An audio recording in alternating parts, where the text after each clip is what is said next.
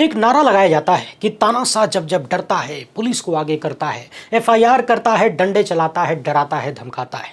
जी हां, केंद्रीय चुनाव आयोग यानी केंचुआ के कारनामों की पोल खोलने के बाद वरिष्ठ पत्रकार अजीत अंजुम को इनाम में एफआईआर मिला है। और सिर्फ उन्हें ही नहीं, निशाने पर वरिष्ठ पत्रकार राजीव रंजन भी हैं। कई और लोग भी हैं जिन्हें माहौल देख देख के लपेटा जाएगा। अभी माप ली जा रही है कि कौन कितने बड़े लेवल पर पोल खोल रहा है और किसको कितना परेशान किया जा सकता है, डराया जा सकता है। सबसे महत्वपूर्ण बात यह है कि अजीत अंजुम के खिलाफ एफआईआर करने के लिए यानी करवाने के लिए एक मुस्लिम बीएलओ को पकड़ा गया है। इसके पीछे की मंशा को जरा समझिए और उस बीएलओ को किस तरह से दबाव में लाया गया होगा उसकी कल्पना करिए। जिस वीडियो को लेकर एफआईआर हुई है उसमें अजीत अंजुम जी ने क्या दिखाया था, ऐसी कौन सी पोल खोली थी जो केंचुआ पगला गया। सवालों की जवाब देने की बजाय अपनी कमियां, अपनी खामियां, अपनी समस्याओं को दूर करने की बजाय सवालों को उजागर करने वालों को ही ठिकाने लगाने चल पड़ा। इस पर बात करेंगे। इन परिस्थितियों पर देश के तमाम स्वतंत्र पत्रकार जो सत्ता की दलाली नहीं करते, जो दिन रात मोदी शाह के केंचुआ से सवाल करते हैं, इन लोगों ने क्या कुछ कहा है, कैसा रिएक्शन है, सब कुछ देखेंगे। और फोकस करिएगा मेरे उस बात पर जो मैंने कहा था कि बिहार के लिए लिस्ट और चुनाव परिणाम शायद सब कुछ तैयार है। ये जो हो रहा है ये सिर्फ माहौल बनाने का बहाना है। कहीं ना कहीं चीजें उसी तरफ जाती हुई दिख रही हैं, क्योंकि राजीव रंजन से बात करते हुए एक बीएलओ ने जो पोल खोली ना, उससे साफ हो गया कि बिहार में केंचुआ की पूरी प्लानिंग क्या है। और प्लानिंग केंचुआ की नहीं है, किसी और की है। अब परिस्थितियां हद से आगे बढ़ चुकी हैं। गोदी मीडिया केंचुआ से पूछे जाने वाले हर सवाल को संवैधानिक संस्था पर उठाया जाने वाला सवाल बताकर टाल देता है। वो दिखाने की कोशिश करता है कि केंचुआ न हुआ, भगवान हो गया, यानी चुनाव आयोग भगवान से भी बड़ा हो गया। जबकि भगवानों से भी सवाल किए जाते हैं, वो भी सवालों से परे नहीं है। मगर आप जानते हैं कि गोदी मीडिया का असली भगवान कौन है। उस भगवान को बचाने के लिए, उसके तलवे चाटने के लिए गोदी मीडिया के लपटझंडीस कुछ भी कर सकते हैं, किसी भी हद तक गिर सकते हैं। अब देश के लोकतांत्रिक हालात हद से ज्यादा खराब इसलिए हो गए हैं क्योंकि खुल्लम खुल्ला चुनाव आयोग गुंडई और बदमाशी करने लगा है। डंके की चोट पर पार्टी विशेष के लिए सारी प्लानिंग करने लगा है। और ये बात मैं नहीं कह रहा हूं, खुद सुप्रीम कोर्ट के वरिष्ठ अधिवक्ता और राज्यसभा सांसद कपिल सिब्बल ने कहा है। इनका कहना है कि केंचुआ कठपुतली बन गया है, यानी चुनाव आयोग कठपुतली की तरह काम कर रहा है। और ये जो एसआईआर चल रहा है ये असंवैधानिक है। इसका मकसद है बहुसंख्यक सरकारें सत्ता में बनी रहें, इसके लिए सिस्टम तैयार करना। केंचुआ वो काम कर रहा है जो उसके अधिकार में है ही नहीं। मगर अजीत अंजुम जी ने तो केंचुआ के अधिकार की बात भी नहीं की थी। बिहार में जाकर उन्होंने बस ये देखने दिखाने का प्रयास किया कि चुनाव आयोग ने जो गाइडलाइन तैयार किया है, जो नियमावली बनाया है, उसके अनुसार काम हो रहा है कि नहीं। अब आप सोचिए कि कहां तो चुनाव आयोग को अजीत अंजुम जैसे, राजीव रंजन जैसे अन्य पत्रकारों को भी बुलाकर सम्मानित करना चाहिए कि भाई आप हमारी कमियों को उजागर कर रहे हैं, आपने बताया कि जमीन पर कितनी गड़बड़ी है, तब हमें पता चला, वरना हम तो दिल्ली में बैठ के कुछ और ही काम कर रहे थे, पता भी न चलता। यानी पुरस्कृत करने वाले काम पर इनाम में एफआईआर मिल रहा है।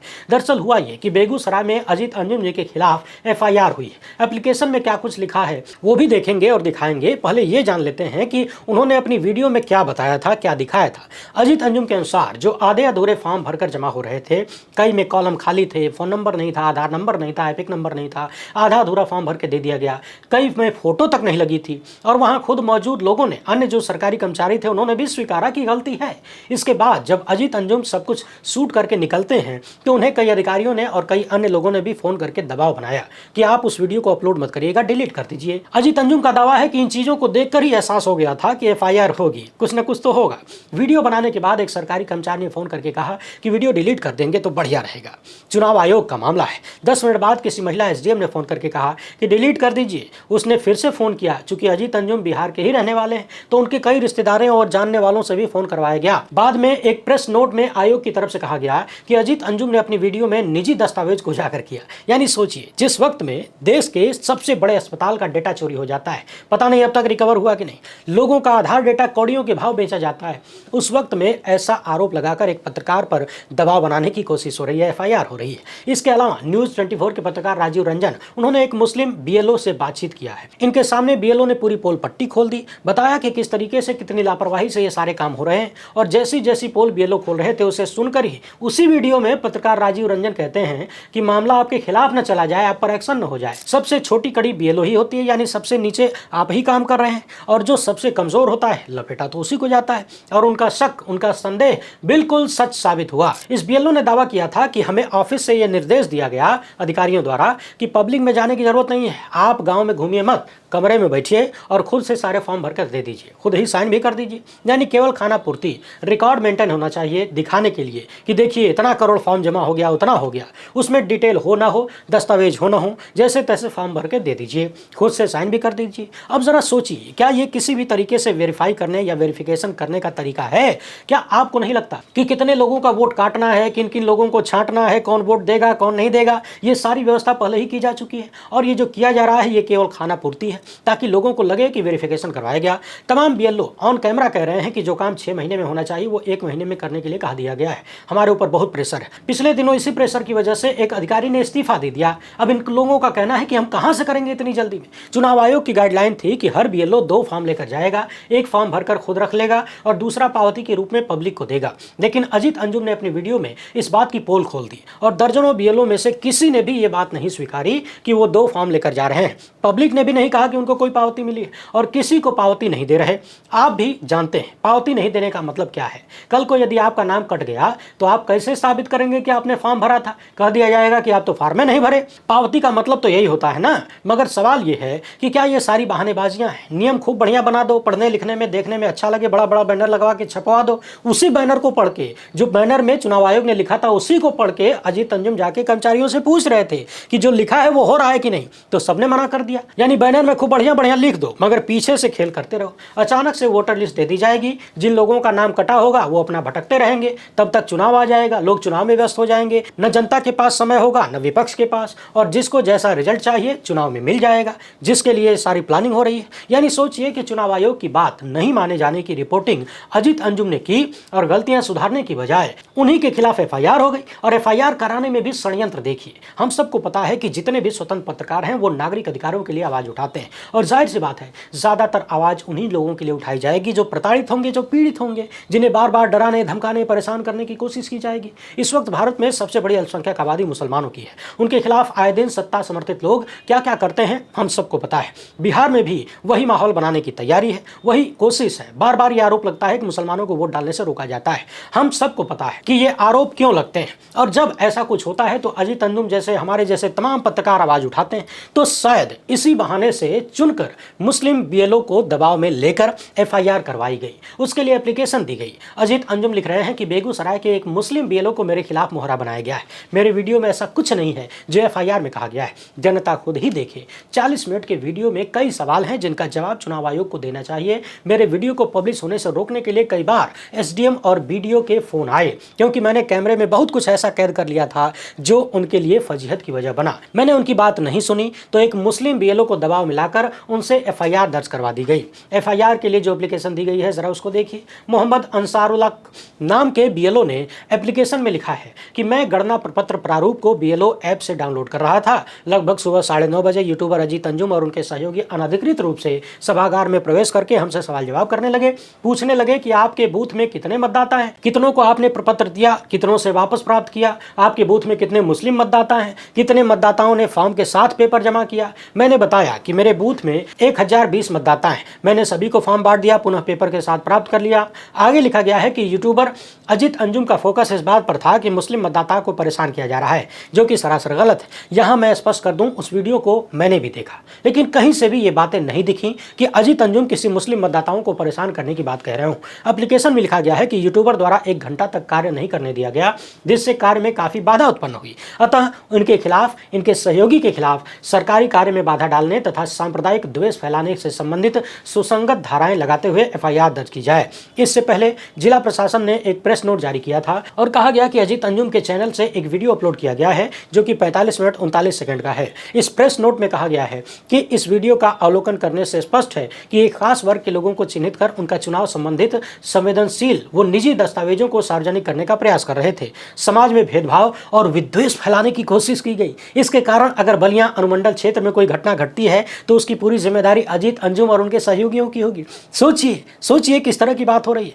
कहा गया है कि इन्होंने सरकारी कार्य में बाधा उत्पन्न किया। एसआईआर जैसे महत्वपूर्ण कार्य के संबंध में गैर जिम्मेदारी, अनुत्तरदायी एवं अशोभनीय कृत्य करते हुए प्रतीत होता है। इससे धार्मिक द्वेष भी पैदा हो सकता है। सोचिए क्या क्या, आपको कुछ समझ में आ रहा है कि क्या चल रहा है? आगे सुनिए। अजीत अंजुम पर जाति विशेष को चिन्हित करने का आरोप लगाया गया है। यह भी कहा गया है कि उन्होंने कागजात पूरे न होने और फर्जी हस्ताक्षर की संभावना को गलत तरीके से प्रस्तुत किया। तो ये है बिहार का प्रशासन, और माफ करिए बिहार का प्रशासन क्या कहिएगा, ये है मोदी शाह और नीतीश का प्रशासन, जो अपनी कमियों को छुपाने के लिए, अपने खेल को छुपाने के लिए, अपनी नाकामियों को दबाने के लिए, अपने खेल को बाहर आने न देने के लिए पत्रकारों को चिन्हित कर रहा है, उन्हें परेशान कर रहा है। एफआईआर की खबर आने के बाद अजीत अंजुम ने ऐलानिया कहा कि मैं बेगूसराय में ही हूं, और जैसे ही पता चला कि इस जिले में एफआईआर हुई है, मैं यहीं आ गया हूं, आओ मुझे गिरफ्तार कर लो, बाकी लड़ाई तो हम सुप्रीम कोर्ट तक लड़ेंगे। लेकिन इसके साथ ही उन्होंने बार बार ये चुनौती दी कि मैंने वीडियो में जो भी चीजें दिखाई, जो दावा है, जो सवाल जवाब है, चुनाव आयोग उन्हें गलत साबित कर दे तो जो सजा होगी मंजूर है, मगर गलत साबित तो कर दे। उधर जिन जिन लोगों ने फोन करके अजीत अंजुम से वीडियो न अपलोड करने के लिए कहा, उन सब का नंबर भी, सारी कॉल डिटेल भी है। सवाल है कि अगर उन लोगों की कोई गलती नहीं थी तो फोन करके क्यों गुहार लगा रहे थे कि वीडियो डिलीट कर दीजिए, अपलोड मत करिएगा। वरिष्ठ पत्रकार अभिसार शर्मा ने लिखा कि शर्म करो चुनाव आयोग, आपके काम में साफ तौर पर पारदर्शिता की कमी है, और जो पत्रकार तथ्यों के आधार पर काम कर रहा है उसे ऐसे परेशान किया जाएगा, ये गलत है। यहाँ एक बात और याद दिला दें आपको, जिस बीएलओ ने पत्रकार राजीव रंजन के साथ बातचीत में अधिकारियों की पोल खोली थी, उनके खिलाफ भी कार्रवाई हो गई है। कहा गया है कि इन्होंने कर्तव्यों का सही तरीके से निर्वहन नहीं किया, लापरवाही बरत रहे थे, इसलिए एफआईआर करवाई गई और निलंबित भी कर दिया गया। इसे लेकर खुद राजीव रंजन लिख रहे हैं कि नीचे वीडियो है और ये कार्रवाई का प्रेस रिलीज, जहां फैक्ट चेक न हो वहां चाबुक चला दो, समर्थ के नहीं दोष गोसाई, यानी जो समर्थ हैं, जो ताकतवर हैं, जो बड़े बड़े अधिकारी हैं, उनका दोष कभी नहीं होता है। बीएलओ छोटा सा कर्मचारी है, उस पर एक्शन ले लिया जाए, उसे रगड़ दिया जाएगा। देश में प्रधानमंत्री से लेकर सत्ता में बैठे तमाम नेता आए दिन खुलेआम सांप्रदायिक भाषण देते हैं, उनसे कभी माहौल खराब नहीं होता, मगर बिल्कुल अलग चुनाव आयोग ने कार्यक्रम में जो गड़बड़ियां हो रही थी, सवाल उठाने के खिलाफ गजब गजब की एफआईआर हो रही है और एक्शन लिया जा रहा है। आप जरा देखिए कि गोदी मीडिया के कितने बड़े बड़े चेहरे उसी बिहार में जाके यहां वहां दलाली कर रहे हैं, 4-4, 5-5 कैमरे लगा के इंटरव्यू लिए जा रहे हैं, तेल मालिश की जा रही है, मगर किसी ने इस तरह की रिपोर्टिंग नहीं की। कल ही मैंने ट्वीट किया था कि पिछले 48 घंटे में अजीत अंजुम जी ने एसआईआर की जैसी पोल खोली है, दिल्ली से पटना तक तहलका मचा हुआ है, और आज ही उस तहलका का रिजल्ट भी देखने को मिल गया। वरिष्ठ पत्रकार रवीश कुमार ने लिखा कि एक आपकी रिपोर्टिंग से इतनी बेचैनी है, इसका मतलब है कि जितना समझा जा रहा था उससे ज्यादा गंभीर मामला है। सवाल है कि आपके और 1-2 लोगों के अलावा अगर इसकी रिपोर्टिंग गोदी चैनल भी करने लग जाते, तब क्या एक दावा भी टिक पाता? सुप्रीम कोर्ट के सामने एक झूठ का पर्दा लगाया जा रहा है। अगर हर तरह से रिपोर्टिंग हो रही होती तो कोर्ट तक ये सच्चाई जरूर पहुंचती। जिलाधिकारी भी इस दिन के लिए तो इतना हाड़ तोड़ पढ़ाई करके आईएएस नहीं बने होंगे, उनकी अंतरात्मा क्या कहती होगी?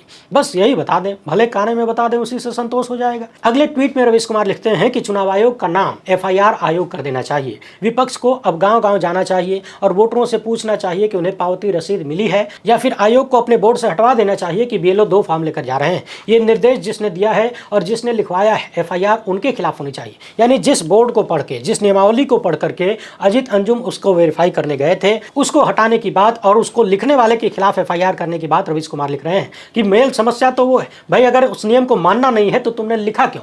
एफआईआर उसके खिलाफ होनी चाहिए। कायदे से आयोग को अजीत अंजुम का शुक्रिया अदा करना चाहिए और एफआईआर वापस लेनी चाहिए। जिन बीएलओ को दंडित किया गया है उनके खिलाफ भी मामलों को वापस लिया जाना चाहिए। एफआईआर के दस्तावेज शेयर करते हुए अजीत अंजुम ने लिखा है कि बेगूसराय में दर्ज एफआईआर एक पत्रकार के तौर पर मेरे लिए सर्टिफिकेट की तरह है। चुनाव आयोग के एसआईआर पर खुलासे का यह अंजाम तो होना ही था। मेरा वीडियो देखिए और बताइए कि उसमें जो खामियां दिखाई गई हैं, क्या उन पर एफआईआर होनी चाहिए? एक दर्शक के तौर पर आप भी फैसला कीजिए। उधर ऐसी ही पोल खोल के एक वीडियो पर, जिसे राजीव रंजन ने न्यूज़ 24 के लिए बनाया था, इसका कथित फैक्ट चेक करते हुए चीफ इलेक्टोरल ऑफिसर बिहार ने ट्वीट किया कि इस खबर का फैक्ट चेक यहाँ है। अफवाह, अधूरी एवं भ्रामक सूचनाएं एसआईआर अभियान में आम मतदाताओं की भागीदारी को बाधित कर रही हैं। इस पर राजीव रंजन लिखते हैं कि वीडियो 6 जुलाई का है और सफाई 13 जुलाई को आ रही है। दुनिया का कोई आदमी बता दे कि इस वीडियो में अफवाह है, अधूरी और भ्रामक जानकारी है, क्या है बता दे। बात बस इतनी है कि चुनाव आयोग के बदले निर्देश की जानकारी उसे नहीं थी कि बिना 11 दस्तावेजों में से किसी एक को लिए बगैर फॉर्म लेना है, बस। यानी जो चुनाव आयोग क्या करना है क्या नहीं करना है अपने में कंफ्यूज है। आए दिन व्यवस्था बदलता है, नियम बदलता है। वो पोल खोलने वाले पत्रकारों पर शिकंजा कसने की तैयारी कर रहा है। तो सवाल यह है कि अजीत अंजुम पर तो एफआईआर कर दिए, क्या राजीव रंजन पर भी एफआईआर करोगे? और इसके बाद क्या इन लोगों को जेल भेजने की भी तैयारी है? कर लीजिए, अब वही तो बचा है। और इतना ही क्यों, दैनिक भास्कर के ऑफिस पर ईडी का, इनकम टैक्स का और सीबीआई का छापा भी मरवा दीजिए, क्योंकि वहां तो 100 से ज्यादा रिपोर्टरों ने जायजा लिया है और बता रहे हैं कि अवैध वसूली हो रही है फॉर्म जमा करने के नाम पर, और लोगों को रिसीविंग भी नहीं दी जा रही है। और बीएलओ कंफ्यूज है। बाकायदा तस्वीरों के साथ इन्होंने छाप दिया है कि कैसे खर्चा पानी मांगा जा रहा है। अब सोचिए कि बिहार जैसे गरीब राज्य में गरीब आबादी से अगर 150 रुपया भी मांग लिया तो आदमी 100 बार सोचेगा पैसा कहां से लाए। और क्यों दें, इससे हमको क्या मिलेगा। अगर वो पैसा नहीं दे पाया तो क्या वोटर लिस्ट में उसका नाम नहीं होगा? क्या हिंदुस्तान के संविधान ने जो जनता को सबसे महत्वपूर्ण संवैधानिक अधिकार दिया वो खर्चा पानी का मोहताज हो गया है? इन सब के लिए जिम्मेदार कौन है? जिम्मेदार है केंचुआ, और केंचुआ में बैठे ज्ञानेश कुमार। ज्ञानेश कुमार अमित शाह के आदमी है, ये पूरी दुनिया जानती है। और मोदी शाह ने जबरदस्ती लोकतंत्र को ताक पर रखकर बेशर्मी बेहयाई की सारी सीमाओं को पार करके ज्ञानेश कुमार को केंचुआ का मुखिया बनाया। जाहिर सी बात है, जब ये सारी बदमाशियां की जा रही थी तब से सबको मालूम है कि ज्ञानेश कुमार की ड्यूटी क्या है, उनका टारगेट क्या है। और वो ड्यूटी है, सैकड़ों बार बता चुका हूं, एक बार फिर से बताता हूं, ड्यूटी है गुजराती जोड़ी को किसी भी तरह से सत्ता सौंपना। और पहले दिन से लगातार कह रहा हूं कि ये पूरा सिस्टम इसीलिए बिठाया गया है क्योंकि बिहार में भाजपा नीतीश की हालत बद से बदतर है। आम जनमानस बहुत ज्यादा परेशान है, चिड़ी हुई है, और उतनी परेशानी लेकर जब वो लोग वोट डालने जाएंगे तो इन लोगों को सत्ता से बाहर न होना पड़ जाए, इसी बात का डर है कि वोटिंग खिलाफ न चली जाए। तो जो खिलाफ जा सकते हैं उनके वोटिंग के अधिकार ही छीन लो। आखिर 1.5 साल पहले उसी बिहार में जिन लोगों ने लोकसभा के चुनाव में वोट डाला था, आज वो सब पाकिस्तानी, बांग्लादेशी और नेपाली हो गए। गोदी मीडिया के जरिए सूत्रों के हवाले से खबरें प्लांट करवाई जा रही हैं, अफवाह बनाई जा रही है कि ढेर सारे बांग्लादेशी और पाकिस्तानी मिल गए, नेपाली मिल गए, और पता नहीं कौन कौन मिल गए। सवाल यह है कि क्या केंचुआ और बिहार पुलिस की इतनी हैसियत बची है कि इस तरह की अफवाह फैलाने वालों के खिलाफ एफआईआर हो जाए?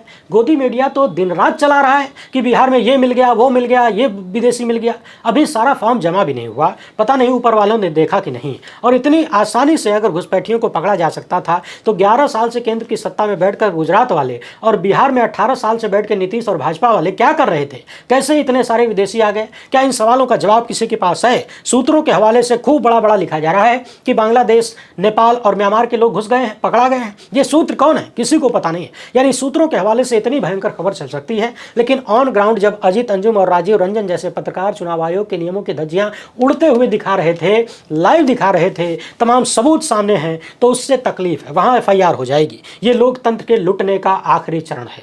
जी हाँ, ये आखिरी चरण है। ये खुला ऐलान है कि हम जैसे चाहें वैसे अपनी सत्ता बनाकर रखेंगे। जो सवाल करेगा, पोल खोलेगा, उसे रगड़ दिया जाएगा। और इस देश की जनता, इस देश का विपक्ष हमारा कुछ भी नहीं कर पाएगा। वरिष्ठ पत्रकार दीपक शर्मा ने लिखा कि अजीत अंजुम उन पत्रकारों में से हैं जिन्होंने पत्रकारिता कमजोर लोगों के लिए ही की है। ऐसे पत्रकार को गिरफ्तार करके जेल भेजने की धमकी देना सरासर गलत है। बेहतर हो बिहार पुलिस ऐसा जुल्म करने से बचे, उनके कलम को चलने दे। वैसे भी सरकार से सवाल करने वाले पत्रकार देश में 5-10 ही बचे हैं। मगर जरा सोचिए, विश्वगुरु की सरकार, चाणक्य की सत्ता, नॉन बायोलॉजिकल, महामानव, बड़े बड़े नाम वाले लोग, इतने बड़े बड़े नाम रखने वाले लोग 2 दर्जन से पत्रकारों से डर गए, जबकि हजारों को पालतू बनाकर रखा है। वो दिन रात चाटुकारिता कर रहे हैं, मगर फिर भी गिनती के चंद लोगों को से इतना डर है कि सवाल करने पर एफआईआर हो जाती है। और आप जानते हैं कि डरता कौन है, किसकी दाढ़ी में तिनका होता है, बताने की जरूरत नहीं है। इस वीडियो को ज्यादा से ज्यादा लोगों तक पहुंचाइए। इस मामले पर जितना ज्यादा हो सके सोशल मीडिया पर लिखिए, पढ़िए, चर्चा करिए, आवाज उठाइए, वरना गिनी चुनी जो आवाजें आपको सुनाई देती हैं